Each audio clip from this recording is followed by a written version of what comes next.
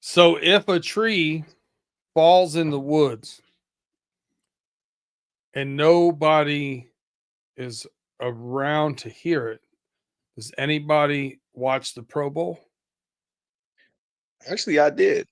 I What? didn't mean to What? watch the I actually didn't mean to watch the entire Pro Bowl because usually it's a huge waste of my time and is absolutely not entertaining. But I wanted to watch Joe Burrow one last time before the offseason went down. So, and it was the perfect opportunity to do that. And I actually enjoyed the Pro Bowl again when the few minutes that we got a chance to watch Joe Burrow and even Jamar Chase. So I actually did watch it, even the Pro Bowl games. Um, I saw some replays. I walked by. It was on one of the TVs in the house at one point in time for a very short period Mhm. of time. And the only thing I saw was Russell Wilson was in the damn Pro Bowl. I, I said, wait, what? And he promptly threw a pick. Yeah. No, all the AFC quarterbacks did, even Joe. That was actually the last pass he threw because he was named the starting quarterback in a flag football game. He threw a touchdown to Jamar Chase, and everybody loved that. And he also scrambled for one. I think it was going to be like a 1 point or a 2 point drive, but they called it back because it was some weird rule where if you within 5 yards of the touchdown to end zone, you can't scramble for it when you're playing flag football. He did throw an interception to Brian Branch from Detroit, and that was it. He said, "All right, I'm sitting out. Y'all can take over the rest. I don't even care no more." But Drake May came in, Russell Wilson came in. It was just like Holy cow. it was just a horrible roster of quarterbacks. And I even tweeted this out like Joe Burrow got to carry a terrible quarterback roster.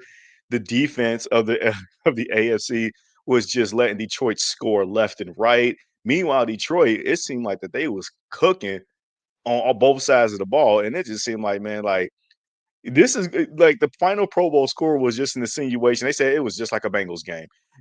Joe Burrow and the offense put up a bunch of points, and then the And rest of the got team beat lets them down. for And sure. even the first Pro Bowl game that I watched on the Thursday last week, it was so funny because one of the first activities was the target throw, and Joe Burrow went up first, and then his partner has to answer 5 questions in a row, and then if you answer those questions, you get more time added on, so that way you can accumulate more points. Nico Collins was his partner, and he didn't get a single question right. So Joe Burrow ultimately had less time to hit his targets and gain points, while everybody else had like a minute and a half plus, and all that. And Joe Burrow still dominated the competition. So it was fun to watch that little bit. Just sit back, not even be serious about it. I've been talking football seriously all throughout the rest of the season. It was just great to just kind of like just mellow out and chill and not even care what the result is. But I just thought that was some observations that I took away from it. Justin, I tell you, out of our crew, there is zero doubt in my mind that the one person that has it in a career in analytics of some sort is you. You took 3 minutes talking about a Pro Bowl that they play flag football in, man. You analyze flag Yeah. football for 3 minutes. Underwear Olympics. Tim, uh, did you watch it at all? No, no, I'm not Did you see any entertaining. highlights at all? I did. I saw Manning's son throwing a touchdown pass to Jamar Chase in the end zone. Um, I saw some other stuff, but nothing to talk about. If they ain't gonna hit nobody, I ain't watching it. I ain't watching no flag football. Let's have a punt contest and then a tug of war and all this other garbage that they turn the Pro Bowl. And what they need to Ladies and do is gentlemen, just may I present Mr. Run the Damn Ball? you damn right. It's all it was. They dropped back and passed the ball the whole damn time. It's like, okay, great. It was just, I don't know. It doesn't entertain me. I want that old school Pro Bowl back where they could hit each other. And, I remember when, Sean Taylor and those guys were playing in the Pro Bowl and they were trying to kill each other. It didn't matter if it was a Pro Bowl or not. Bring the Pro Bowl back to its norm, not this whole let's do an IQ test and punt, kick, pass. What is this? What are we in elementary school? We're doing this punt, kick, pass crap again. What is this? No, I'm good. I want to see him go back to Hawaii, honestly. I think that's that's when it was very admirable when you made the Pro Bowl. It was a true honor because not a lot of people never get a chance to experience Hawaii. But when they moved it from Hawaii to Orlando, I'm sorry, it lost its luster. Florida has way too many hurricanes and rain, whereas Hawaii Right. is almost beautiful weather every single time you go out there, and you're never going to have a bad time in Hawaii unless you get hit by a volcano or something. Or it's on But fire. but did they move it to Orlando because it's more affordable for the fans to come and watch them play? Because you go to I'm pretty Hawaii, sure. you're I'm going to pretty sure that's Hawaii the and you're case. spending thousands upon thousands of dollars just for your family to go see the Pro Bowl. I don't know. Listen, man, my 2 cents is the Pro Bowl died right after Sean Taylor decleated that guy. Yes, amen. That was the beginning of the end. They're like, I'm no Mormon. more hitting. You can't do that. And for Bengals fans, they hated the Pro Bowl after they saw Tyler Eifert got hurt in the Pro Bowl, and they never wanted anybody of our players to play in the Pro Bowl ever since. All right, I forgot hurt walking down the street. Come on, let's be listen, real. speaking of Bengals fans and hating, we might as well go ahead and talk about the inevitable while we're here. Kansas City Chiefs in the Super Bowl again. So man, let's talk about it. Chiefs and the Eagles. Well, first, we got to roll the clip. Oh, you got a clip. We got to get that clip rolling. Oh, yeah, you want to do the intro. See, I'm not even thinking about the intro because it's getting to be time for a new intro. But we'll play the intro. And then we'll get back to the preview.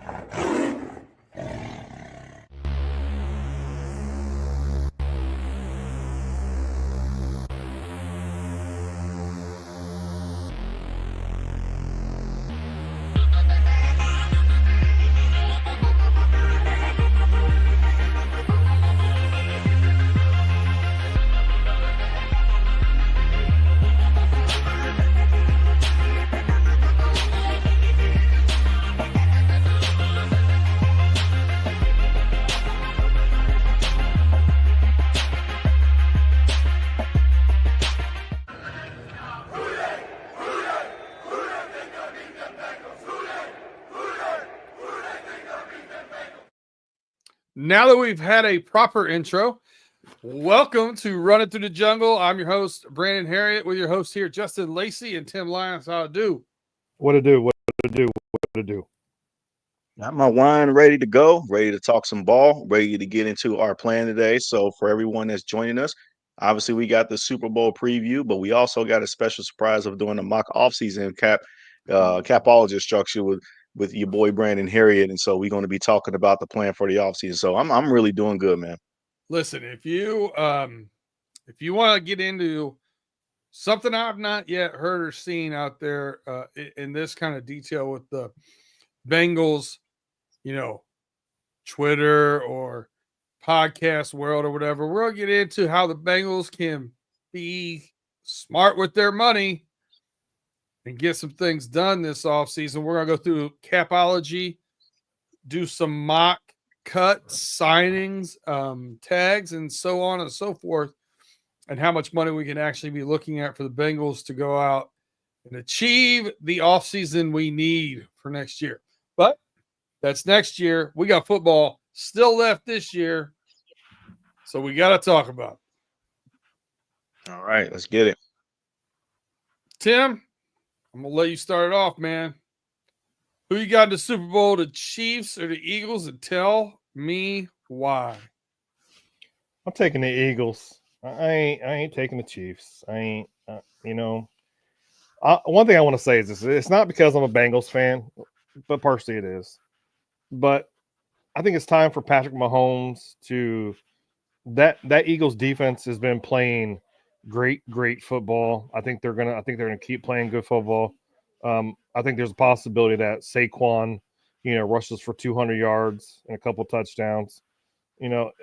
That Eagles team is different from the last time that they played the Chiefs in the Super Bowl.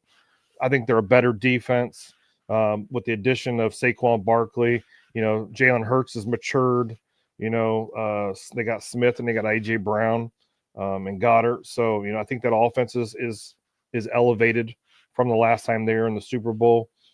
But then again, they are playing against this era's Michael Jordan of football, Patrick Mahomes. Patrick Mahomes, he's a different cat when he's playing playoff football and Super Bowl football. But I'm still going to stick with the Eagles. I'm taking the Eagles. That's why. All right, Justin, you see it the same way Tim does, or you think the Chiefs are going to pull out a three-peat?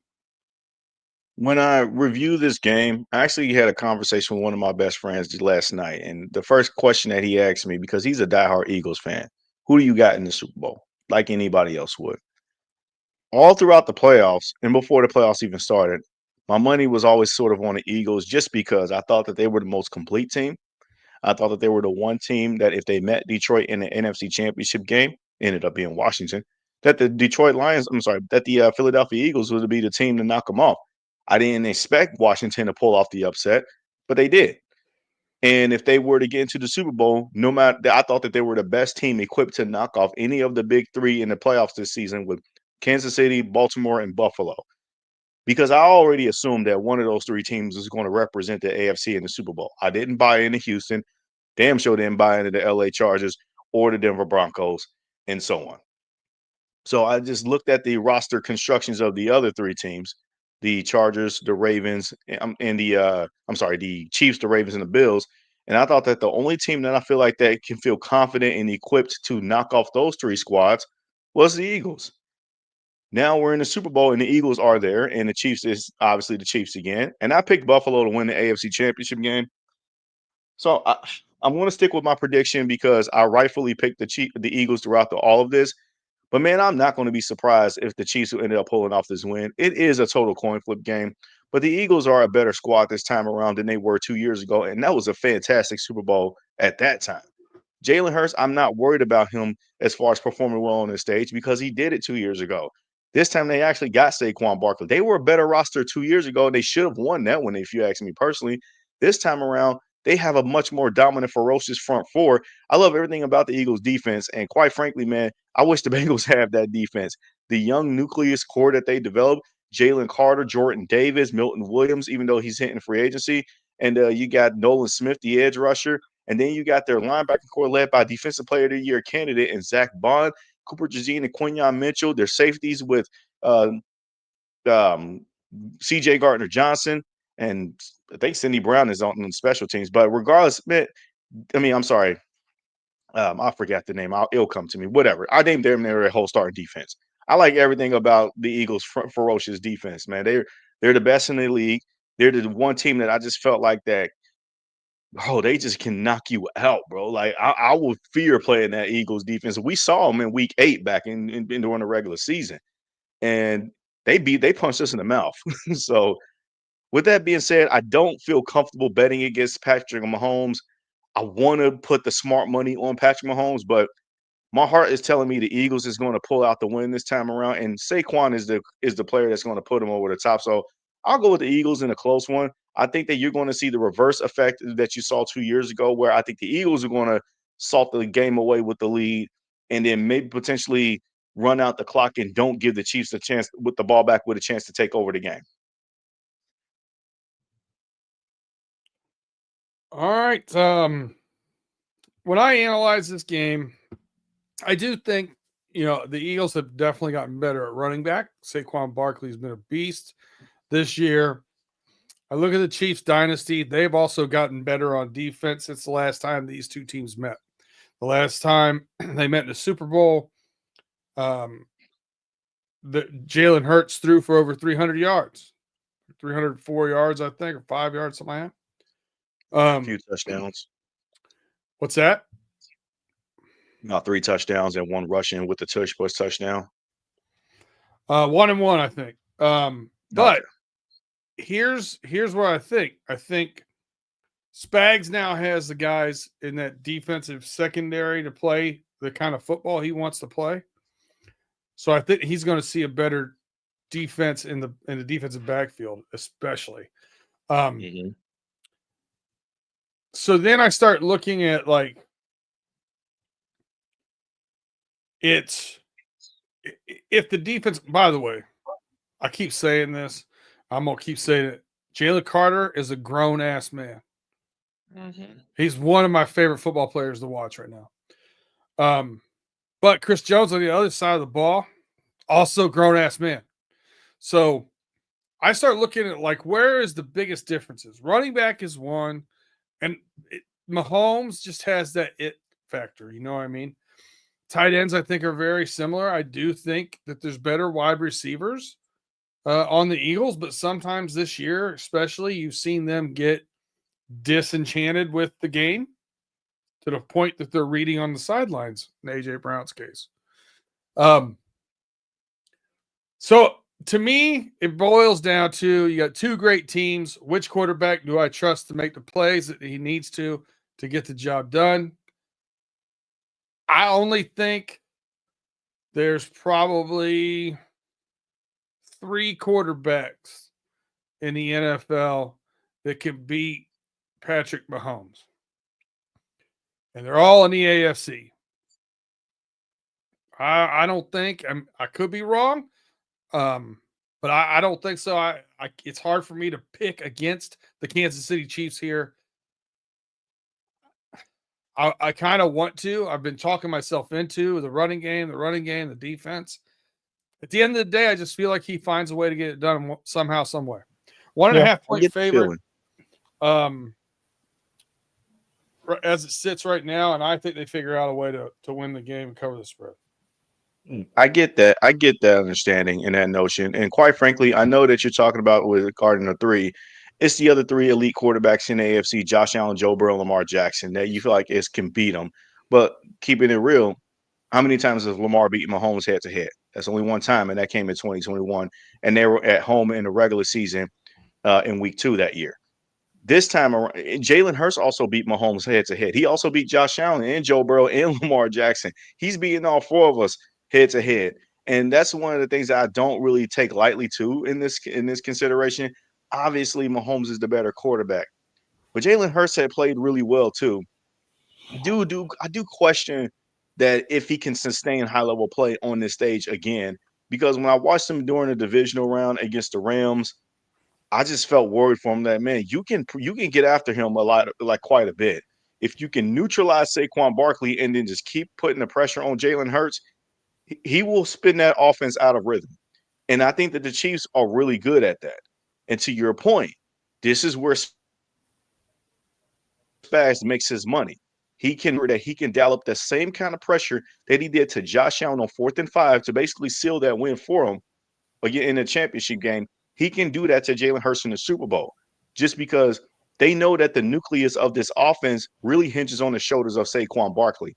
I still like Jalen Hurts, though, but I understand why you would feel that the Chiefs are where they are because the mystique and the value of Patrick Mahomes in this spot. He's one of those quarterbacks that ascended to a part where it's like, who cares what his stats look like? It's still Patrick Mahomes, and he's still going to affect the game and tilt the game somehow, some way to the point you cannot be surprised if they pull this win off or not. So I understand that. Now listen, I did one of my favorite things I've seen so far. Radio Row. I don't know if you got to see it or not. Somebody asked Patrick Mahomes. He said, on your way here to a possible 3-peat and the success you've had in the league, you've had a lot of people that have helped you get here. So I want to know, as you go into this game, who has been your favorite referee? And I lost it, dude. Lost it. Oh, it's great. That was the funniest thing ever. He was funny with it. He was like, he laughed. He didn't. I thought he would get mad. He did not. It is what it is. You know what? I got to also point out one thing, and shout out to Chris Jones because he was asked a question, and I got to give credit to the person that actually asked him this question. He's on the White Way Sports Network. His name is Daniel Alameda. He stays local with cover. He helps talk about the Bengals on their show and all that. It was asked about like who do you think is the toughest competition in the AFC? That question was asked to Chris Jones. And the first team that he shouted out was the Cincinnati Bengals, and that's the one. He did give credit to Baltimore and Buffalo as well too, but ultimately he kept coming back to Cincinnati, and he basically just honoring so much respect that he has for us, and that really kind of get piqued our ears because you know what, this whole offseason so far and during the regular season, man, us fan base and even our ops, bro, we've been kind of shitting on the Bengals, the front office for the most part, or just been kind of like downplaying the team. And it's been frustrating that, you know, as we're kind of going, it's been annoying, honestly. But it was really refreshing to hear that an opposing rival and a guy like Chris Jones, who was well respected across the league, really gave respect to like, hey, it's still the Bengals. That's the toughest competition in the AFC for us. They're still one of the biggest threat. They're still the biggest threat to us. And that honestly made me feel good to hear that, man, because it's like we almost kind of got lost in the sauce a bit, if not of just focusing on what our problems are in terms of what we still have done in the NFL so far, in this Burrow era, I should say. I think we've done good getting here. Can we stay here? Are we going to re-sign some of those guys that we need to? So I don't know. We shall see. All right. Do you want any other Bengals news you guys want to get into before we take a break and go to the capology? There's only one thing that I just want to discuss about really, and this obviously going to flow right into our offseason plan that we're going to do. Really, it doesn't really take any sort of centerfold of anything that happened in Bengals world. It's more so what's going on up there in Cleveland. Myles Garrett has requested a trade from the Browns, and I can already hear the murmurings now happening that, or the mock-ups of Myles Garrett and Bengals jerseys. Please stop. It's not happening. Okay. Get that out of your head. Same with Cooper Cup, too. Don't even bother with it. We got our own problems that we got to deal with. We got our own fish to fry. That's not, just don't waste your time here. Other than that, I mean, Duke Tobin did speak about a number of different things at the Senior Bowl this past weekend, and a lot of different conversations are hinging on the backs of how these contracts are going to look. And if anybody didn't get a chance to talk about it or even see it or review it, Kelsey Conway from not from the Athletic, from the Inquirer, she actually did a great interview with him, and you know that's on the Cincinnati Inquirer website. So I definitely would, if you get a chance to go ahead and take a look at that. There's also Jeff Hobson. He had to put out an article as well too regarding the similar Duke Tobin's comments during the Senior Bowl. And at the end of the day, man, we're just trying to see if the Bengals put their money where their mouth is at this point. Yeah, there's a lot of that. You know, the whole idea that I found it funny the quote Myles Garrett said in his release that his press release that the plan was never to go from Cleveland to Canton. Mm-hmm. Interesting. We'll see, man. Like Myles Garrett's getting 19.7 this year, 20.4 next. So he's not overly priced when it comes to he's not even in the top 10 edge rushers right now. Well, because when he signed that deal, it was about like what, 3.5 years ago, where the market, and he reset the market originally during that time. And obviously over the last few years, you know, people have superseded that, like the Aaron Donalds of the world and stuff. They've kind of made it more, Nick Bosa even, like it's so many guys that superseded that contract since, to where it's like, okay, he looks like that you're getting this deal on the bargain at this point. And so, I mean, I do want to put up Austin R's comment here, because you know this is exactly how I can get behind this. You know, it does sound like that he had enough of the losing with the Browns. They don't have a good direction of what's going on out there, and quite frankly, you know, when you hear him talk, he talks so, you know, educated and so calculated, that this was not just a spur of the moment. You can tell this is not emotions taking over him, and that's why he put out the statement that he did. It's more so of the fact of, dog, I'm giving him my all here, and then it seems like that the Browns organization in the front office, that they looking like they're just trying to go in a different direction of rebuilding. We saw it during the regular season. That team made moves that made no sense, that basically just dictated that they were just tanking and they were just trying to lose out on purpose to get a better draft pick position. They end up getting a number 2 overall pick. That stuff is, when you actively tank like the Browns did, that makes me disrespect you as an organization for real. Like, I don't have no respect for you. Myles Garrett is going out there playing 110%, 10 miles an hour, and all you doing is just losing like crazy. You're starting the worst quarterbacks when you have a better quarterback. Let's, for example, Jameis Winston. He was he was an obvious better quarterback than Dorian Thompson Robinson and Bailey Zappi. But yet you're starting these guys and they're playing obviously bad, but yet you put Jameis Winston as a healthy scratch when he gives you the better chance to win at this point. But you want to lose, you want to get a better draft pick. And you're trying to sell to the fan base that you're trying to commit to it. And Myles Garrett can see right through that stuff, man. And he deserves to win.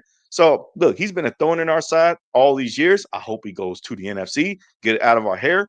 We don't want that. And while TJ Watt's at it, go request a trade from Pittsburgh too. We don't want y'all in the division no more. Y'all been giving us too many problems. TJ Watt, harder guy to get rid of, I think. I know he's great. Ain't going nowhere. He's going to I know retire. he's great, but I don't know. A lot of people lining up after this past year to give him 30.4, which is what his cap hit will be this year.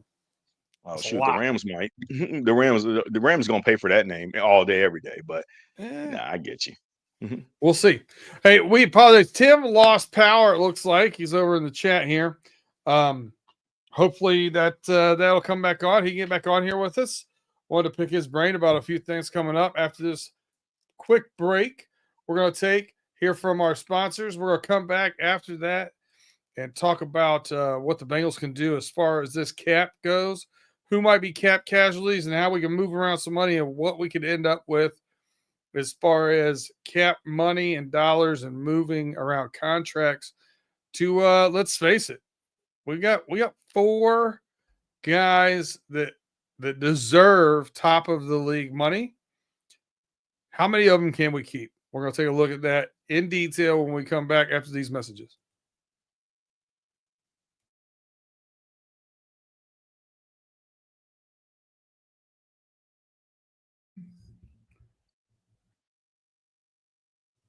All right, welcome back to Runnin Thru the Jungle. If you have not done so yet, please like, subscribe, rate, review, give us those 5-star ratings, share us, tell a friend to tell a friend about us, get us out there. We appreciate you guys rocking with us each and every week. Yes, sir. Austin's all art again. Thank you. Love having you in the chat, my man. If there's anybody else that wants to get out there in that chat, man, chat us up.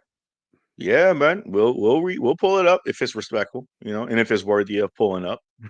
We'll pull it up though. We'll read it. We'll acknowledge you. So join us. All right. So I'm trying to look here on my phone too. So I'm having some issues with that, but we're gonna share my screen here. So this is Sport Track. Sport Track. I have the non-annoying version of this where you don't have a whole bunch of stuff popping up here. So we're going to get into this. When you start looking at this, right, the top ones, you've got Joe Burrow, 46.2. I'm just going to round them at the points, by the way. I'll round up and down at that point. Jamar Chase at 21.8. And then we skip T because he's a free agent. We go to Trey Hendrickson at 8.7.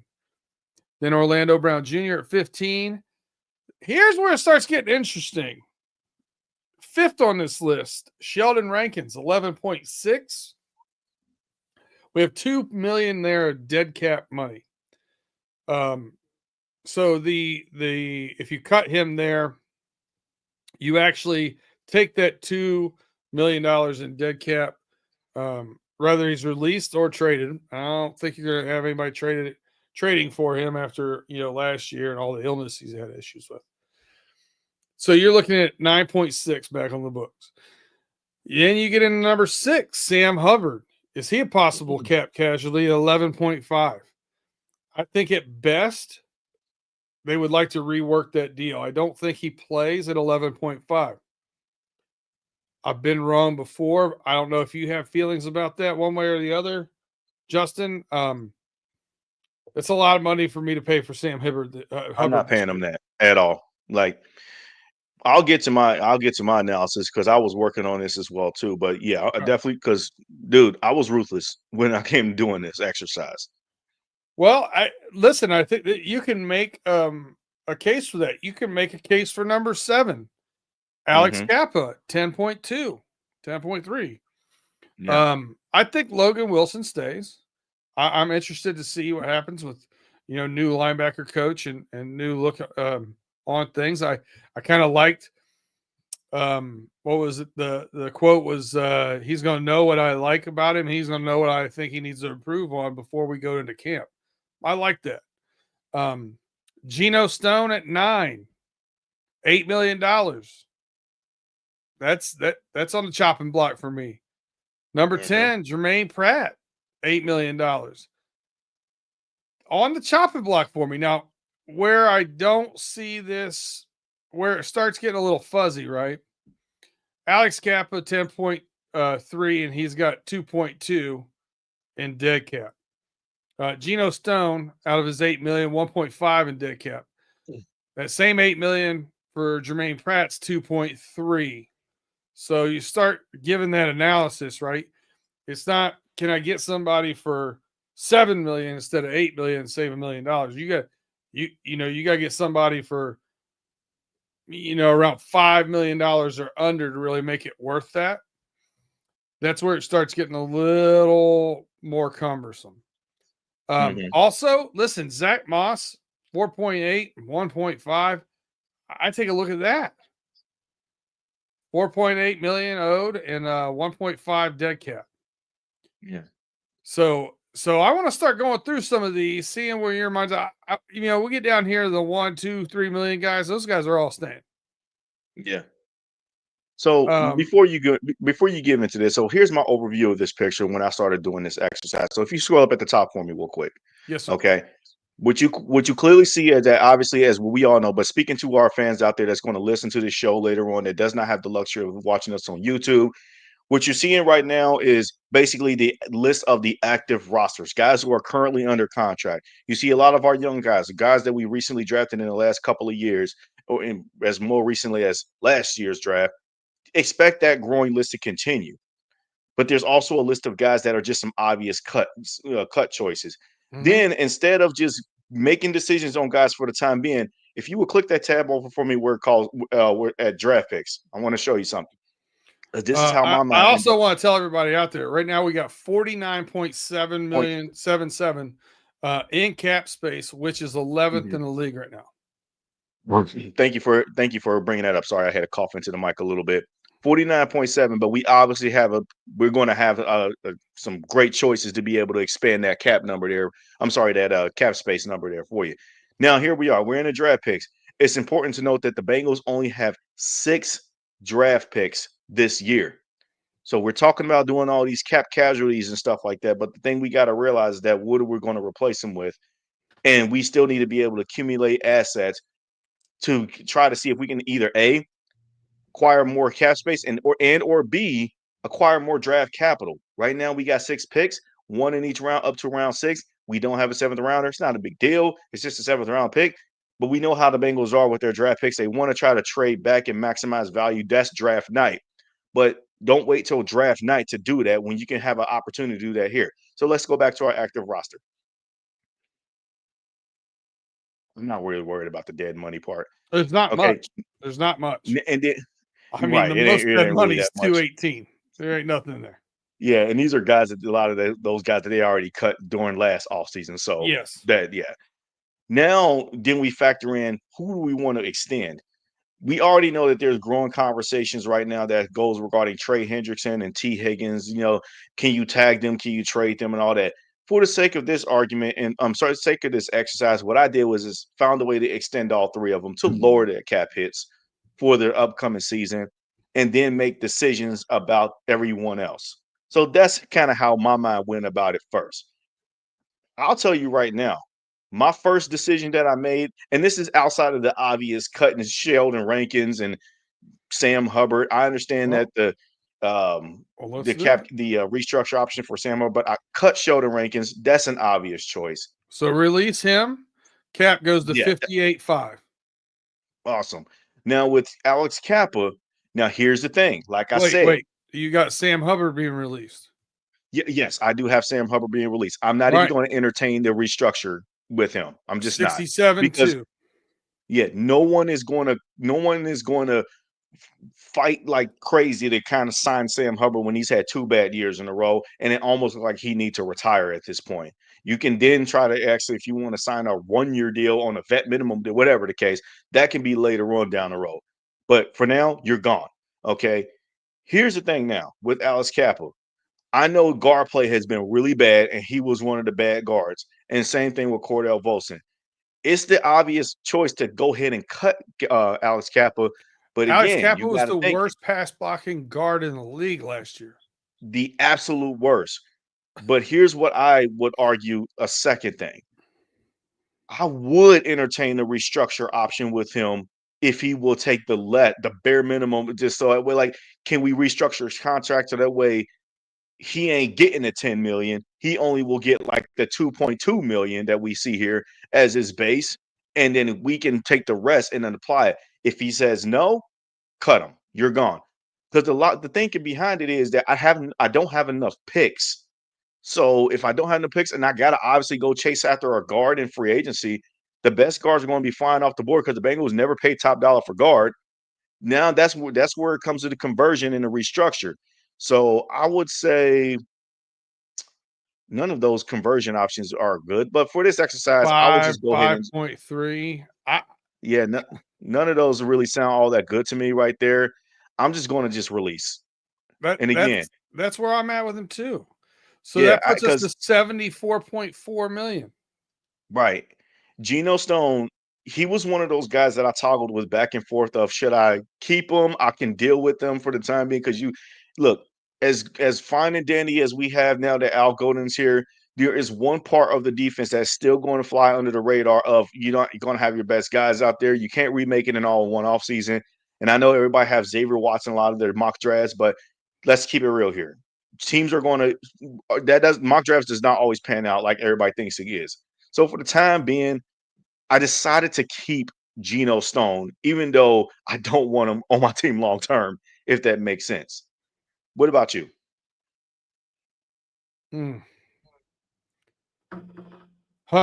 It's I'm playing the young guys. I'm not gonna lie, man. I yeah. think Dejon Anthony and you do let's if you get in a bad spot, you've got the flexibility of Dax when he comes back Mhm, from injury.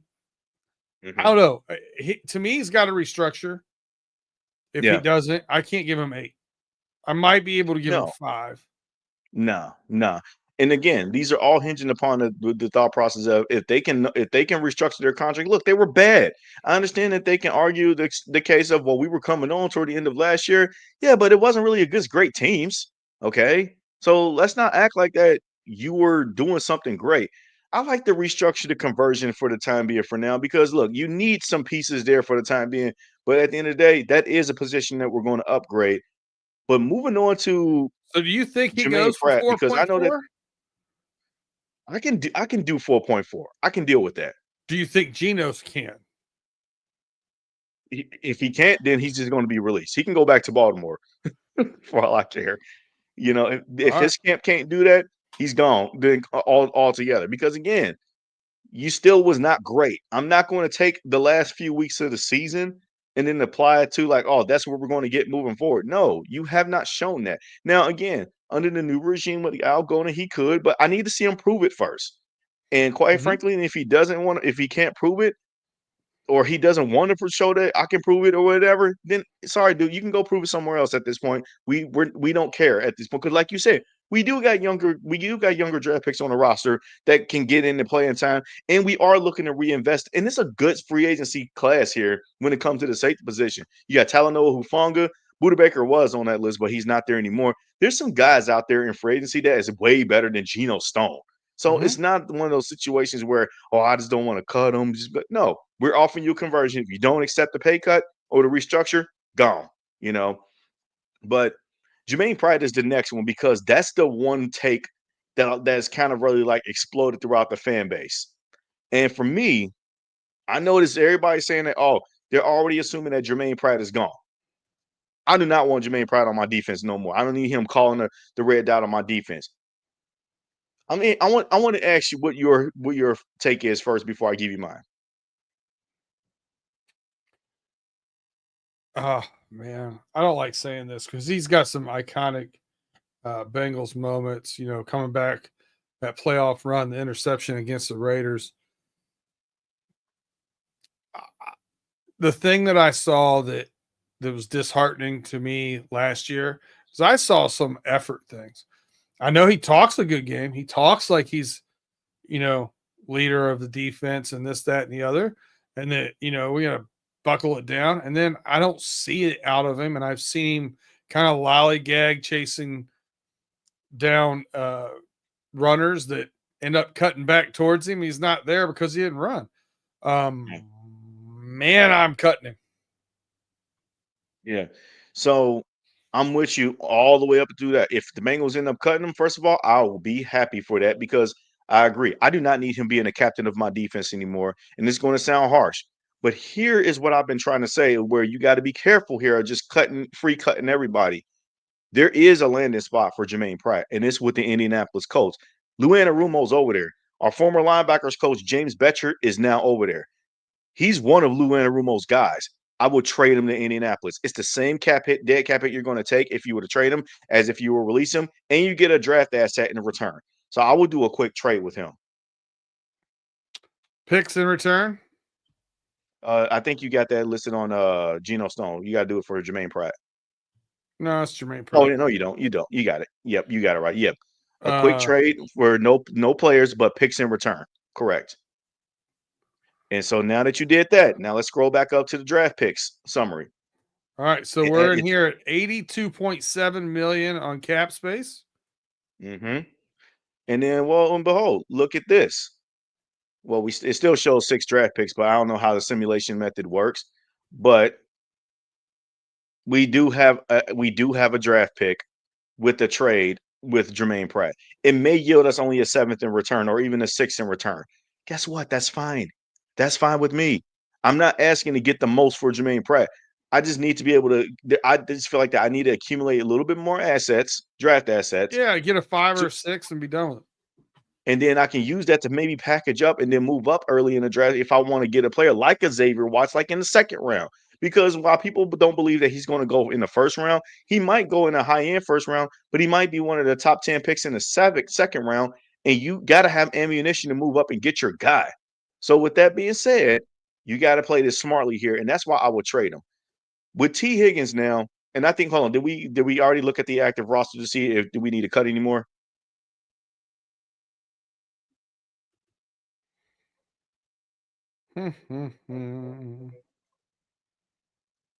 Zach Moss, he can go. I forgot. Yeah, Zach Moss you can cut him too. Up at the top, save that $4 million.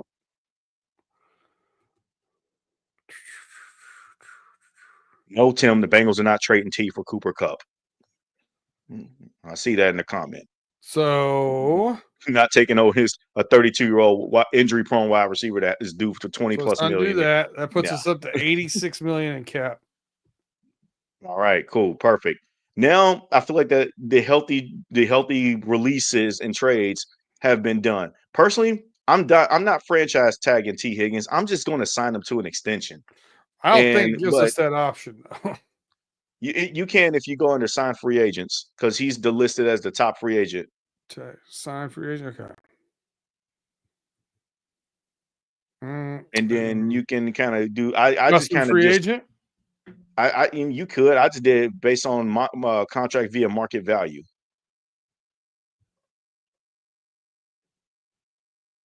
Agent because here's the thing: if you try to lowball him with like a 4-year $80 million or $90 million deal, and look at the base salary in a cap hit. The signing bonus with that, dude, I will do that all day. He deserves it. It's 4 years, it's spread out, and that's only going to be like maybe 28, maybe underneath that a year. Signing bonus, part of that cash up front, divide and conquer. That's less than 28 million a year. So I would sign that.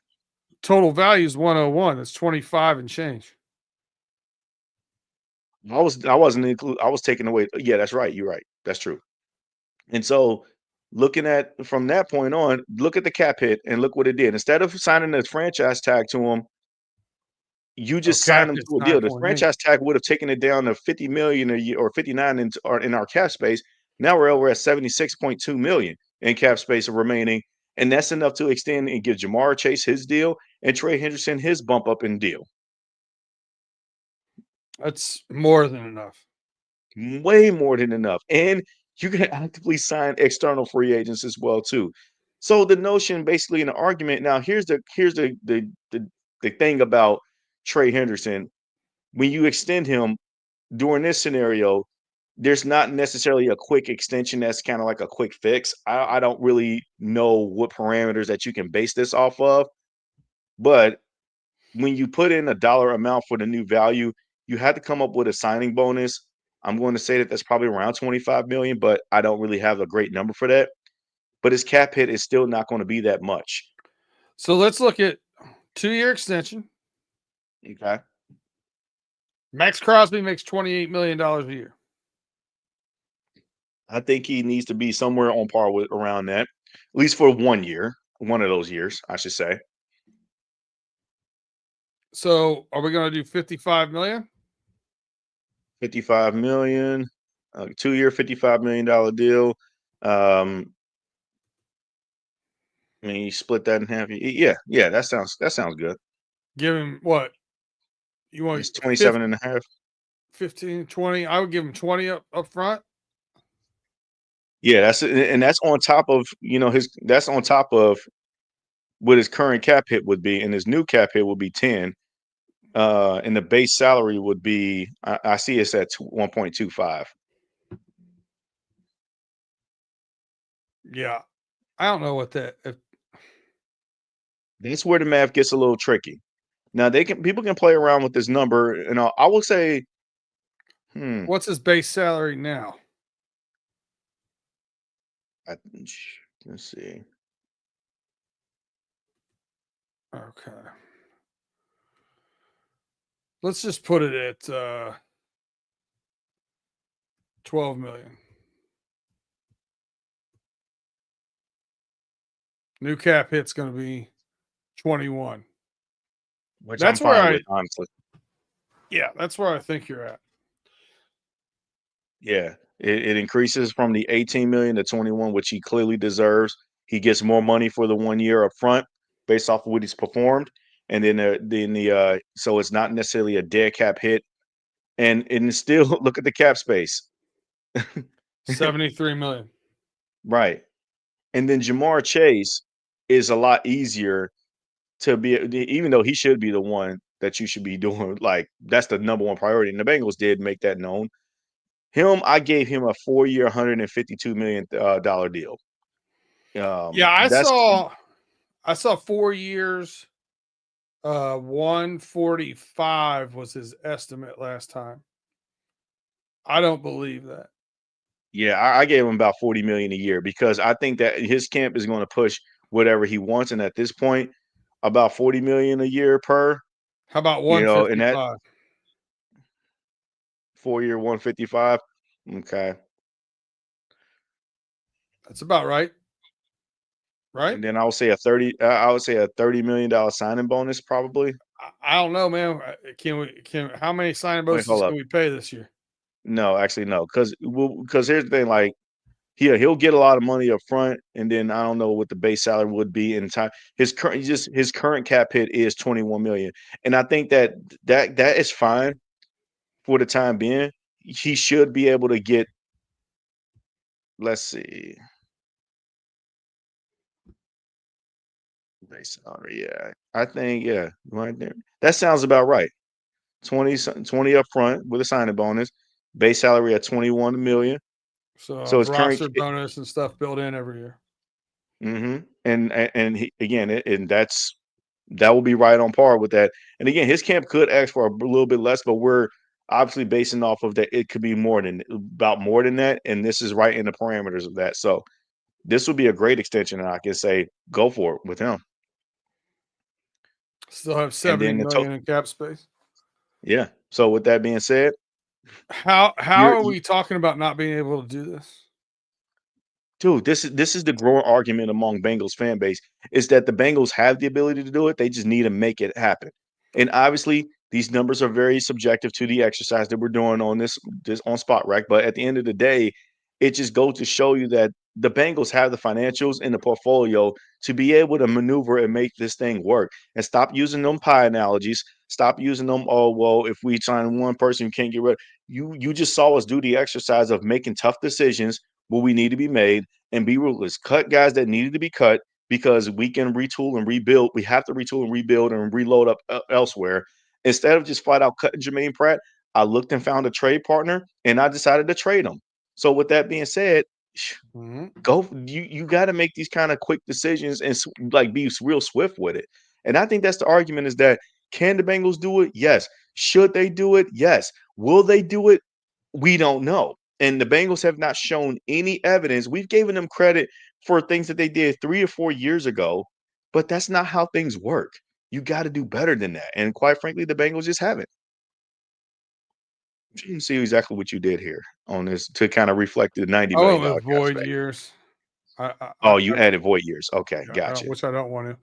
I'm trying to see because the extension's not showing me contract remaining correctly. Yeah. So, Okay. Yeah. Nah, I got you. so I just did that. Then we go in here. Yeah. And then 21, I think we had it at. mm-hmm. Yep. There we go. So, listen, are these numbers exact? No. But these numbers are close enough that. So the argument keeps being said, the narrative out there, right? If you listen to the brass that are in touch and know a lot of behind the Bengals front office and ownership and whatnot, is that putting the money in escrow is not an issue. Mm-hmm. If that is the fact, then the numbers are very, very simple to make work. You've got $70 million here to go get the rest of your roster. You certainly do. And to go get guys outside of that. And that's if you want to spend a little extra money on me personally. I know everybody's focuses on the interior of the line, the D line. Yes, true. But you know what? I think that you can replenish the D line. I like the ascension opportunity that Chris Jenkins and McKinley Jackson do bring. I think very highly of their future. What I would do is, yeah, if the opportunity does present itself, but interior D lineman comes at a premium. They're not people are not willing to part ways with a guy like that up front like that in free agency often. Christian Wilkins was the best guy that was available last year in free agency. He signed with the Raiders. He also got hurt after signing his mega deal. I would look to doing my 17th overall pick with that interior D line and keep working that slow rebuild that way in that sense. And then just trust in the development of your new guys because you got to rely on them. Personally, for me, I will look to sign Azeez Ojulari as an edge rusher. That's where I will look to sign. Pair him opposite with Trey Hendrickson because with Trey Hendrickson and Azeez Ojulari, those are the two guys that I feel like that will be able to wreak havoc on the edge while the interior starts to naturally grow and develop in the center from right there to really complement the guys on the edge that are ready and they're still developing, they're still killing it. And then as far as linebackers go, now the talk is everybody saying, well, with under Al Golden, you have now my 3 linebackers. One of them is going to play that viper role where he's going to stand on the edge or to rush the passer or have enough versatility to drop back in coverage. You know who has that ability to do that? If you want to front load a good amount of money to him, Zach Bond is a free agent from the Eagles, defensive player of the year candidate. Imagine signing a guy like that to be able to pair him next to Logan Wilson. And then probably I see you Morgan Fox, but look at Robert Spillane. Robert Spillane is available as a free agent linebacker. I don't think you got to spend the most money on that, but there is options here. And then in safety, like I said, Geno Stone is not getting it done. Scroll back up a little bit. I just saw his name. Justin Reed is a free agent this upcoming offseason from the Chiefs. He's had a fantastic run-in with the Chiefs over the last few years. And if you sign him, and then let's say that you do land a guy like Xavier Watts, from Notre Dame in the second round, do you like that safety room a little bit better? A lot And better. you still got Jordan Battle coming off the bench. Then you're honestly, you can pretty much, I just see that Greg Gaines is a free agent too. Then, and then you can remake your defense just that way. So there's definitely some options there, but the Bengals cannot entertain bringing in external free agents when they have their own guys that they need to take care of first, and that's the problem. This T. Higgins, this Trey Henderson conversation has been so crazy, man, and it's to the point where we're all tired of it. Nobody we're tired of it. Just get it done. Just get it done. T is a need. Joe said this numerous amount of times, and he's going to be on podcasts. Oh, and another thing, the offense is not finally done. And I'm glad you scrolled up to the top of the league because Stephon Diggs is a free agent. He's coming off an injury. That is the perfect buy low while his stock is low right now, sell high because, dude, I'm sorry. I need contingency plans. If I am going to sign T. Higgins to a long-term deal, and he does miss a couple of games with soft tissue injuries, as we know, then I want a number 3 wide receiver that I can lean on. And Stephon Diggs can be just that. And they don't have to be. And everybody going to say, like, well, you just allocated all these resources. Why I do that? It's because you're committed to winning. That's it. You're committed to winning, and that's what you're trying to show. And that's what the Bengal fans want to see. They want to see you commit to win. Matt Judon, and before, like a year and a half ago, I put Trey Henderson in the camp of like the Matt Judons and the Daniil Hunters. I didn't put him in that camp of T.J. Watt and Myles Garrett. Now I put my T.J. Watt. I'm sorry. Now I put Trey Henderson in that conversation now with like the Micah Parsons and stuff like that of the world because he's worked hard at it. Matt Judon market right now 8.5. That's from a projected 2-year deal. Now, obviously, I believe his camp is going to ask for a little bit more, but he is starting to become an older veteran. There was a reason why New England was willing to trade him, get out in front of it ahead of time, even though their defense still stunk.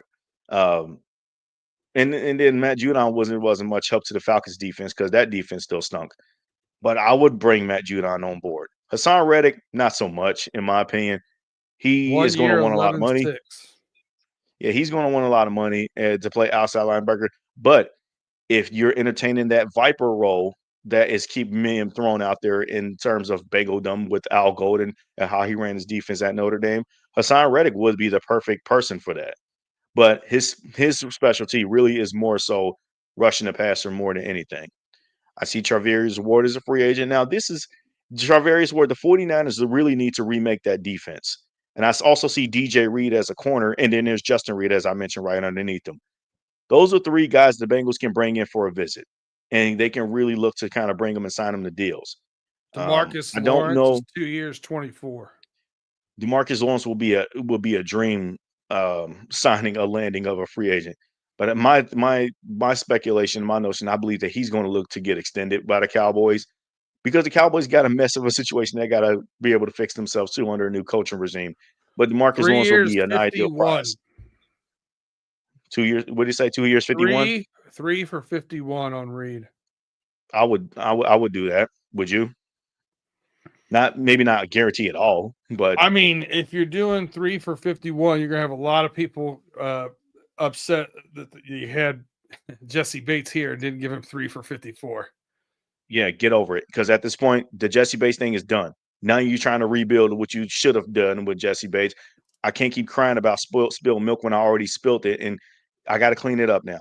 But what they've done is not worked. Trying to do these bargain basements, the Nick Scotts, the Geno Stones, it's not working. So get an absolute guy that you know is going to produce, and then pair him up with a young draft pick. Whether that still be Jordan Battle, if he still continues to show that he can do it, if he does show that he can do it, or you invest in a guy like Xavier Watts, who will be a guy that Al Golden is 100% familiar with because he was just on his defense, and he is absolutely a fly around the ball kind of hitter. And his comp is like a high-end version of Justin Reed. So that would be perfect, man. I see Byron Murphy as a free agent too, who just made the Pro Bowl as a corner. You got Chase Young if you want to roll the cheap angle route when it comes to getting the edge rusher. Jeff Okudah, 2 years, 10 mil. His stock is really low because everybody's still banking on him. Was that number 2, number 3 overall pick with the Lions back then? Yeah. Yeah. Drake Greenlaw. Drake Greenlaw's Greenlaw 1 for is 6.7. Dre Greenlaw is exactly who I've wanted Jermaine Pratt to be. I understand that he has some splash plays here and there. Jermaine Pratt did, but Dre Greenlaw is faster. He covers better, in my opinion, has more range, and I think that he would be the perfect buy low, sell high free agent at linebacker. Just because he's a year removed from coming off of that Achilles injury that he suffered in the Super Bowl last year. He already had a year rehabbing and playing off of that. He's going to be even fresher and wanting to prove and ready to make himself. And the 49ers got to remake that defense. So with that being said, that would be a reason why I would entertain the Drake Greenlaws. I don't know. There's another Omanyehu. Jacoby Brissett. No. Ronnie Stanley. He ain't leaving Baltimore. They're gonna extend What's him. his market value? 2 years, 41. Yeah, they're gonna extend him. Yeah, they're gonna extend him. They need him. Russell Douglas is probably going to be retained by Buffalo. Hollywood Brown. I would take Aaron Jones for 1 year, 5.6 in a heartbeat. Oh, that would be a great signing. If not him, Javonte Williams from the Broncos, because you just need to rebuild that running back room. You need to keep adding to that running back room now that you know who you got as a capable guy in Chase Brown that is ascending and still rising. You got to keep adding to that. The worst thing the Bengals can do is be content with what's happening on offense, and that's where I said that the Stephon Diggs thing should ideally make some sense for the Bengals to keep adding to the talent to the receiving room, because you just never know with injuries, and you already saw the worst of the worst in the situation with Jermaine Burton and all that. You got to just keep adding talent if its option is there and if the fit is there. There's so many like good fits for us. You know what I mean? That's what I'm really looking at here. This is also with the understanding that Xavier Woods, I mean, I know that he was on the Panthers, but he was not bad. But this is all with the notion that obviously this list is not 100% absolute. You got to take into the account that other teams are going to be quick to sign their own guys too. That makes sense for them. But the Bengals have their options to rebuild this defense fast, and they really don't have to spend that much money that they think they do. But if they take care of their own guys first, which in this exercise we clearly did, then they will be able to have much more chips to play with to be able to go out there and get a few studs for real. And then just use those draft picks and then start working your magic that way.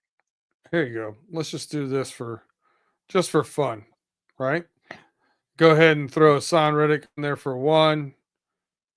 Signing bonus, base salary. He's gonna get 3 years, 15 full base salary. Let's pull it at 12. So we go 16 on that one. So let's get greedy. Let's get 2 defensive ends. Let's go here. Base salary on 12 million too. So we're gonna go 9 million down. So it gives us 15 left. So let's give his base salary at around 65, 6.5. Mm-hmm. All right.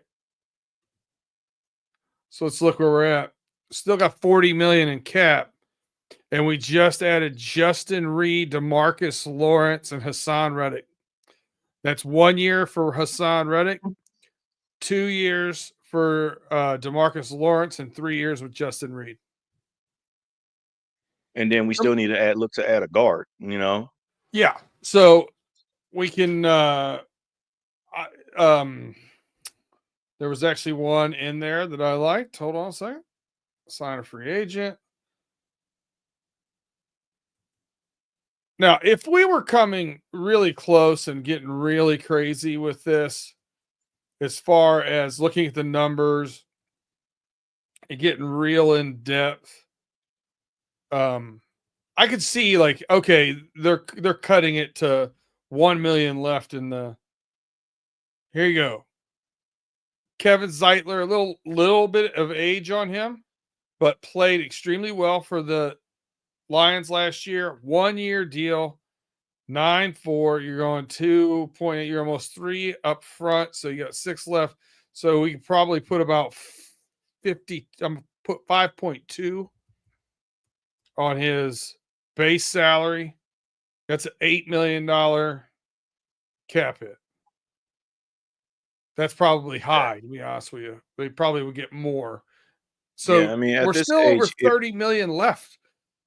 yeah, You got yeah, and quite frankly, 8.4. You hit 8.4 in rookie money coming in. Plus you add one draft pick, probably going to be somewhere in that 800 to 1.2, depending on where they get with us trading Pratt. So you need 9. You still have $20 million in change left. yeah, and go back to the free agent list that you had there, because again, I still can't keep my mind off of, bringing in another free agent. And who says that you got to just only draft receivers? You can also develop and sign a couple of guys. Darius Slayton was on that list down at the bottom. He's going to come prematurely cheap. And I think that he's a younger guy. I think that he's still a guy that has production. It will be Joe Burrow throwing him the ball, not Daniel Jones. So I think that a guy like Darius Slayton would be a guy that I would look to bring in, understand his role as wide receiver 3, pairing up with Chase and T. Higgins. And his 2 his years, deal, 30. I would not sign him to that exact deal. It will be probably a little slightly less than that, but it's banking on his young age. So Actually, 231, you got 10 out of it. It's 21. You're probably, let's just put it at 10 sure, million yeah. base salary.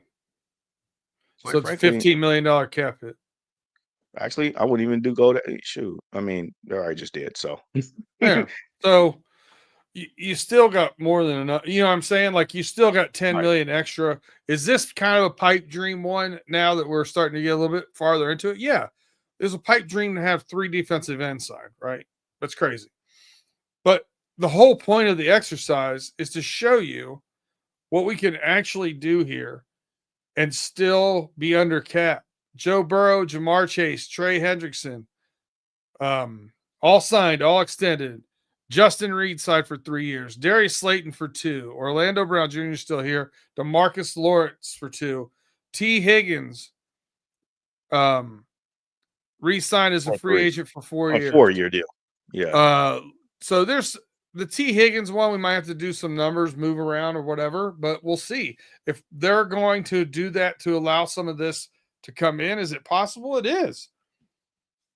Yeah, and quite frankly, as we get into the 2026 year with both Jamar and T extended, understanding that they have the same agent and they are going to measure a factor of production, the bank, then that's when you start to talk about the opportunity to do some restructures to start converting some cash into signing bonus and then moving some of that money down the road on a later year. So that way you can free up cap space later on that way if some of these signings don't ultimately work out, or even some of the flexibility of their own guys don't even work out when they extend them. Now, we still need to also get a tight end, but we have enough cap space to even do that move now, even after all of this has done, because Mike Gesicki is a free agent, but I don't worry about that because you can also go now into this draft pool, I said it, and then you can go with a second or third round tight end in the draft now, and then pair him up with what you already have on the roster, even though I personally wouldn't do that. I would go with bring back Mike Gesicki for another couple of years or whatever. But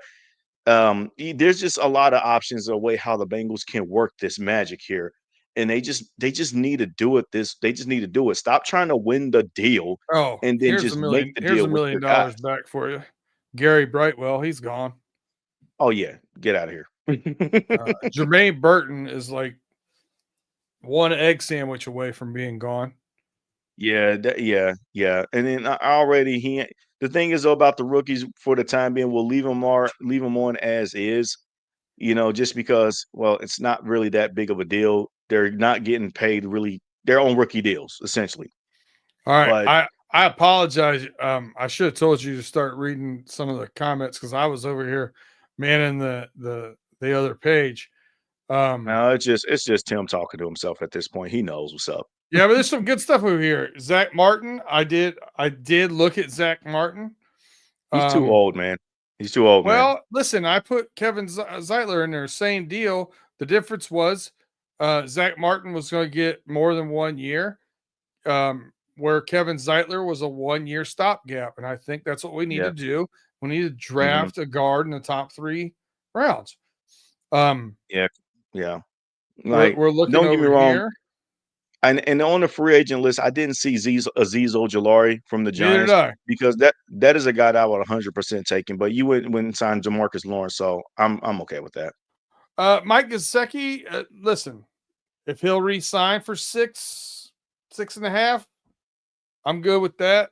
He doesn't fit as a dual threat inline blocker. I think he's basically a number 4 receiver. So if I can pay him like that, then sure. Sure, I'd take him without a doubt, Tim. I thought, he played well for us out of the slot. Inline trying to block somebody. And the problem with our tight end room right now with Eric All now being out for another year is we don't have a tight end that's a dual threat. So we either put somebody in that is going to block, or he's going to catch the ball and rumble for 4 yards, or you put in Mike Gesicki, who is going to most likely run a route. And personally, I would not be mad at just bringing Mike Gesicki back in another year, like you said. I don't have a problem with redoing what we did this past year, this past season, going into next season at tight end again, because you do want to you got to invest in that position again a little bit more. I mean, like I said, maybe you can allocate 1 draft pick, like a 3rd round pick or whatever, if the opportunity and the fit is there. And then you're anticipating that Eric All is going to come back as well, too, along with it, because he's going to need a whole nother season to recover and rehab. And I don't want to pull all my eggs in one basket, but at the same time, I don't want to force a draft, and I don't want to force the need there or just trying to pigeonhole, just trying to extract. And I don't know how true this is, and I don't really care how true this is, and I'm not really buying into rumors, but the Bengals can also trade for a tight end too. Kyle Pitts has fallen out of favor so far. He's not panning out with the Atlanta Falcons. And I think the Falcons may want to look to move off of him before they have to make a decision on his 5th year option. This is the year that they needed to do that. I don't even know if they I think they declined his 5th year option last year, but I don't know. But they gotta figure out something, and they might want to get something in return from him. And the Bengals could be a key spot for him. He would literally be a replacement for Gesicki's. Very similar player in my mind. So what's that cost? We'll see. Yeah. But listen, the spirit of this exercise, and hopefully you guys could hear some of the numbers being played if you were listening to us on Spotify and stuff like that. We kept going back to what, signing all these guys, putting in their annual salaries, their bonuses, doing all that stuff. The money is there. I can't take this anymore. Stop talking about how it doesn't work. Stop talking about how it's hard. Get it done. It works. There's a reason why players, teams around the league are doing it. Right now, you've got Joe Burrow at a bargain already. Joe Burrow's $46 million. Trevor Lawrence is $55 this coming year. Like, come on, guys. Like, you're saving $11 million there. Go get somebody. So I listen. Get the trenches you're going to have some guys step up at defense, a defensive line, take that 2nd year leap. We need to continue to stack there, continue to stack interior line on offense. We need to get another safety. Like, there's some definitely up the middle things. I think we showed that we have some youth at linebacker that is actually pretty good. If we continue, maybe get another one there, if we find somebody, because those linebackers and tight ends in rounds 5 and 6, those are guys that normally end up playing really good, valuable minutes for you, special teams as well. Yeah. And you got to see what you got in guys like Muma Jongmeta and Shaka Hayward.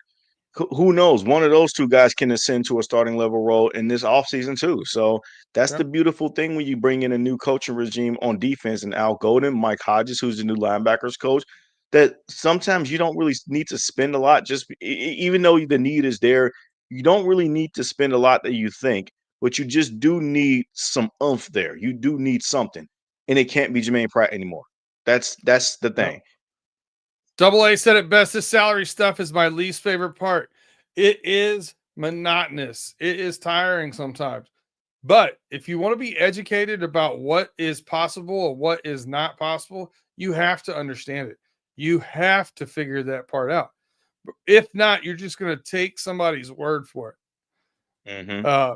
You're going to Yeah. go over, listen, Double A, I see you over there. You go over the homies and you'll listen to Big G tell you that we ain't got no money when we got more than they do. So it is what it is, man. The numbers never lie. The money's there. All this stuff can work. Justin, give me your party shot. We're going to get out of here. We went over time, and this is what happens when Tim gets out of here and he leaves the two windbags on their own, bloviating about salary cap and getting players. Nah, this was a fun exercise, and I'm glad that we actually did this for today's show because we rarely do stuff like this during a Running Through the Jungle. It's usually, like you said, just us talking and outwinning ourselves. We'll play some games here and there. Check raise fold is one thing that should have returned for the playoffs, but we didn't get a chance to do that. But this was great to get an understanding and an exercise with this. I've always wanted to play this. There it is. Check raise fold for those watching on YouTube. But I wanted to always play with this type of exercise. I've seen a lot of other different shows do it, and I was just always just guarded by the fact, like, how come people are not really looking about it this way? Well, I'm glad we did it this way. Instead of operating like how the status quo of everybody else does it, we created a different parameters for what we believe that can happen. But yet, at the end of the day, the common thread line is exactly what you said. Your main guys, that your best core guys, can still be a part of this team, and you can still add to it without any true repercussions of reaching the limit to go under the cap. So, like you said, don't let anybody try to fool you and thinking that you can't do it, you can't bring anything out back. That's all nonsense, and that's just hater. That's just hater attitude. And honestly, I don't pay attention to that anymore. The Bengals got work to do. They got their work cut out for them, and they need to get this stuff started like now. That's my party shot. I dig it. With mine, I'm going to tell you this. Big thank you and shout out here. This is the Sport Track app website that we're using here to do these. Big shout out to them. Great content over there. If you guys are over there, I sign up for this. I think it's well worth the money to not have pop-up ads and all that kind of crazy stuff. But you can go on. There's a free version of this. If you guys want to go on, check it out yourself. It's a really cool thing just to look up extras as well. Look up contracts, how many years are left until they're restricted free agent. You can look up anything over there. So shout out to them. Appreciate it. Glad we were able to use that tool here. So big thanks to them. That's all I got for tonight. So listen, man, enjoy the big game. Yes, sir. Eat too much. Have too many drinks, but don't drive.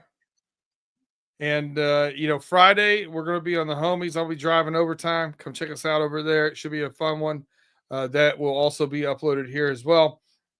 And then next week, we'll be right back over here. Start talking about position groups, needs, where we think we might want to be drafting these players, so on and so forth.